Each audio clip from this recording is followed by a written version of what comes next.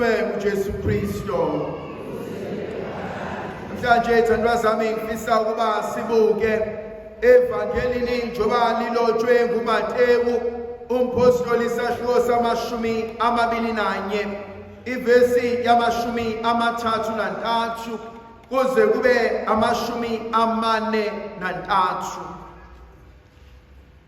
uJesu okhuluma indaba ebalekile engithintayo emoyeni wami. Uthe mengena eJerusalema kulesahluko indawo yokuqala ayivakashelile ithempele likaNkulunkulu. Uthe mefika kulona walifica lingahlanzekile. Yokuqala ayenzile ukuba alihlambulule lona ithempele uqobo lwalo. Okwesibili wafika nabantu abangahlambulukile, nabantu abalenza ithempele lingcole, wabatshela ukuba mabayeke lento abayenzayo. Abanqabile ukuba bayiyeke ube esebakhiphela ngaphandle. Okwesithathu okwenziwa uJesu okungithintile uthe meqeda ukuhlambulula indawo kaNkulunkulu waphumela ngaphandle walamba endleleni wabona isihlahla somkhiwane wafuna ukudla. Uthe angangakuthola maqedane wasiqalekisa wabuyela eJerusalema. Okwesine okungithintayo namhlanje wenza isilinganiso. Uthi ake nime kancane ngixoxele umzekeliso. Kukhona umnikazi wezinto zonke oke watshala isivini wasenza sasihle. Ngifuna ukuma kancane evangelini ngiyohlala encwadini kaIsaya uprofete isahluko sesihlanu ivesi yokuqala kuze kube ivesi yeshumi nanye. Uthi uNkulunkulu bheka ngifuna ukuxoxela indaba ngesivande sami. Uthi lesi sivande sami ngihambile ngayosifunela indawo, ngasilungiselela indawo, ngamba imsele, ngasusa amatshe, ngasitshala, ngalindela okuhle. Mina nawe isivande uNkulunkulu akhuluma ngaso. Mhlawumbe inkonzo yokuqala engifisa ukuba ngihlale kuyona yilamatshe uNkulunkulu awasusile ukuze lesivande sikwazi ukutshaleka, sikwazi ukuthela izithelo ezinhle. Kunabantu empilweni yethu uNkulunkulu abasusile. Kunabangani empilweni yethu uNkulunkulu abonile ukuthi uSibanibani meqhubeka noSibanibani izinto zakhe angeke zilunge. Le ndaba kumina ihlezi ibonakala ngendaba kaAbraham noLot. Ukuba uJehova uthe meyibeka isibusiso sakhe phezu kwempilo kaAbraham, uLot wafika wazovala izinto zika-Abraham. Wakwaba nomuntu empilweni yakho uma ninaye ayikho into elungayo, nahlukana naye zaqaqeka zonke izinto zakho. Khona abanye abantu inhliziyo zethu siyabathanda, khona abanye abantu ikhampani yabo siyayi-enjoya, kodwa ubukhona babo uyasindezela, ubukhona babo uvala izinto empilweni zethu. Ngiyayithanda inkonzo yokususa amatshe ukuze uNkulunkulu akwazi ukwenza umsebenzi empilweni yami. Khona umehluko phakathi kwetshe negabade. Igabade uyakwazi ukulicubungula nokuliputshuza nokulipitshiza nokuhleshisa ligcine seliyinhlabathi. Kodwa itshe noma ungalenza kangakanani liyohlezi liyitshe. Hlobo luni labantu abasempilweni yakho? Kungani uJehova engathandi labantu ukuba babe ingxenye yempilo yakho?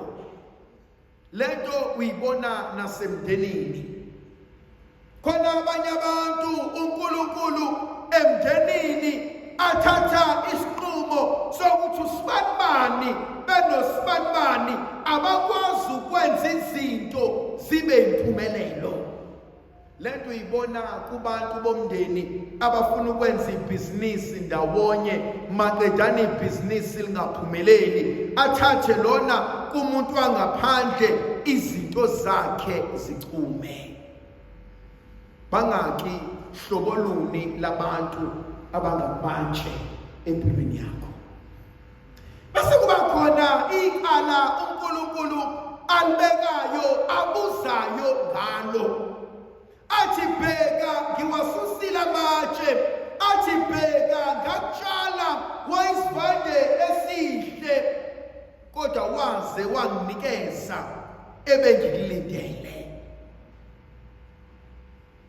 Khona amazwi ashiwo uNkulunkulu awuthintayo umoya wami, athi kuphi ebekumele ukuba ngikwenzele kona engakwenzanga.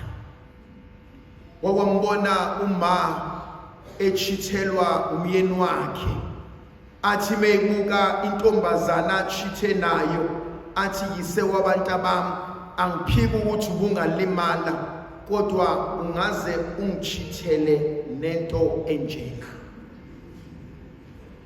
Uyawubone umama ohloniphekileyo ethandana eshade nobaba ohloniphekileyo, athi yise wabantu abami, ekulimaleni kwakho konke, ekuhlukumezekeni kwakho konke, kukonke kwamaphutha, sewungaze ungijolele nengane elingana nomagcino wakwami. Sewungaze uzoqonywa emsebenzini la engisebenza khona. Umuzwe ethi anginendaba nokwenzile, kodwa isithunzi sami nesidima sami, athi emphakathini engihlala kuwona kubantu engisebenza nabo bangibona njengesilima. Ambuze athi yise kwabantu abami, nkosikazi wami, yikuphi ongakutholi la ekhaya uzukhetha ukuphumela ngaphandle weqe uthango uyodla emgqonyeni? Khona inkonzo eshiwo uNkulunkulu ebuhlungu ethi yini ongayitholi la ekhaya edala ukuthi uzuphumele ngaphandle uyombukanisa nabantu. Khona inkonzo enye engithintayo, uthi uNkulunkulu ngikuqoqile ngakwenza okuhle, ngakukhulisa, ngalindela ukuba uzoba ikona konke engikwaziyo ukuthi ungaba ikona, kodwa uthe sekumele wenze kahle awaze wanginika engikuthandayo.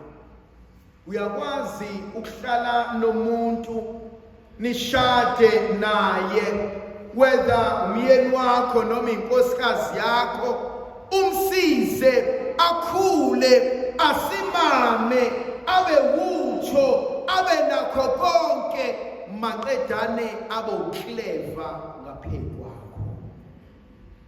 Thi kodwa sithandwa sami, wena ngakuthatha umataputaka, lezi ngubo abakubona umuhle ngazo, le moto abayigibelayo, le mali eseniyidla, imisebenzi yami.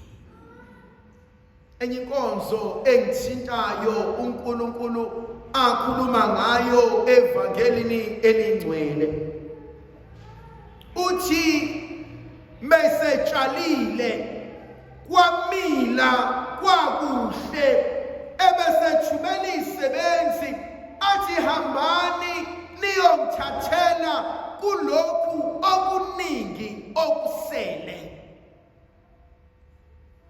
Iqashi ziyayibona isebenzi ziyayibulala athumela indodana bayibulale. Who I am is a gift from God. Who you are is a gift from God. Who you become is a gift from yourself to God. Abanye bethu uNkulunkulu wasibusisa ngabantwana. Bapha abantwana bethu. Mawukuthi mina nawe njalo ngamasonto size emamiseni. Akekho umuntu owazama isikhutheni. Akekho umuntu owazala ingane ekutshela emehlweni ukuthi angifuni. Akekho umuntu owazala ingane okumanje awuyazi ukuthi kephi. Akekho umuntu owazala ingane edlutshwala nezidakamizwa igcaze amathe ingcolise ingalazi negama layo. Mase sibuyela uNkulunkulu hlobo luni lwabantwana esothi inkosi umntwana owangipha yena nangu uyisibusiso kumina. Bangaka abazali abakhala ubusuku nemini bekhaliswa yingane zabo. Bangaka abazali abazibuka bona uqobo lwabo njengezehluleki ngoba ingane zethu seyizenzela umathanda. Ngiyakholelwa ukuthi uNkulunkulu wayengeke akunikeze abantwana abazokuhlula. Akho mboko, akho ndlovu esindwa umboko wayo. Akho mboko omkhulu ukuthi indlovu seyawuhudula ayikwazi ukuphakamisa. Konakele phi bantwana bethu? Kungani kunenzondo engaka? Kungani sehluleka ukuhlala nabo sixoxe basibone njengabazali? Abanye bethu abakwazi ukudisiplina abantwana bethu ngoba abantwana bethu baza amanyala ethu. Abanye bethu abakwazi ukuhlala phansi nabantwana bethu sibakhombisa iqiniso ngoba we were never present ekukhuleni kwabo. Uma ngifa namhlanje uNkulunkulu engibuza ngabo ngophendula ngithini? Ndlovukazi yezulu ayibe nathi sibusise sivikele sikhanyisele uyise nendodana nomoya ongcweleyo.